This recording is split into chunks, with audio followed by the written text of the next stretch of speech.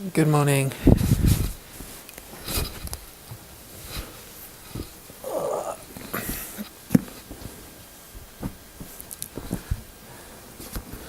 Genesis 3.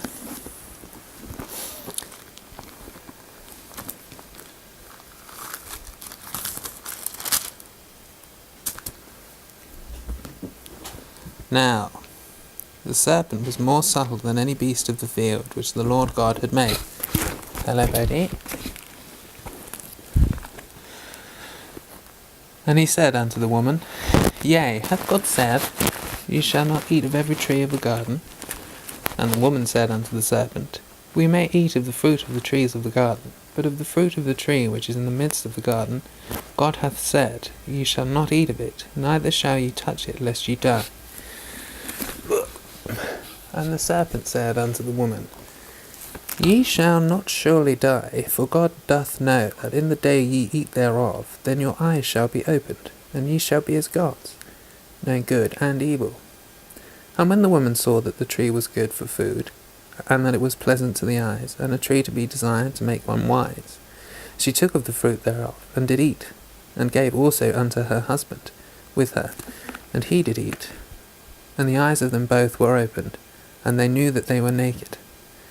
And they sewed fig leaves together, and made themselves aprons.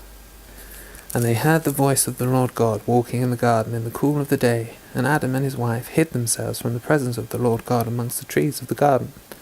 And the Lord God called unto Adam, and said unto him, Where art thou? And he said, I heard thy voice in the garden, and I was afraid, because I was naked, and I hid myself. And he said, Who told thee that thou wast naked? Hast thou eaten of the tree, whereof I commanded thee that thou shouldst not eat? And the man said, The woman whom thou gavest to be with me, she gave me of the tree, and I did eat. And the Lord God said unto the woman, What is this that thou hast done? And the woman said, The serpent beguiled me, and I did eat. And the Lord God said unto the serpent, Because thou hast done this, thou art cursed above all cattle, and above every beast of the field.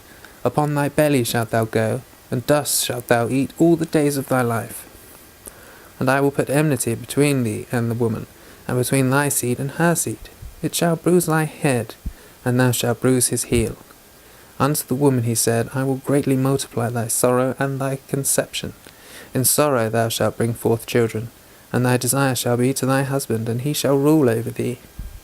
And unto Adam he said, Because thou hast hearkened unto the voice of thy wife, and hast eaten of the tree, of which I commanded thee, saying, Thou shalt not eat of it, cursed is the ground for thy sake. In sorrow shalt thou eat of it all the days of thy life.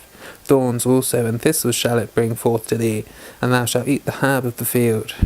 In the sweat of thy face shalt thou eat bread, till thou return unto the ground, for out of it wast thou taken. For dust thou art, and unto dust shalt thou return. And Adam called his wife's name Eve, because she was the mother of all living. Unto Adam also and to his wife did the Lord God make coats of skins, and clothe them. And the Lord God said, Behold, the man is become as one of us, to know good and evil. And now, lest he put forth his hand, and take also of the tree of life, and eat, and live for ever. Therefore the Lord God sent him forth from the Garden of Eden, to till the ground from whence he was taken. So he drave out the man, and he placed at the east of the Garden of Eden cherubims, and a flaming sword which turned every way, to keep the way of the tree of life.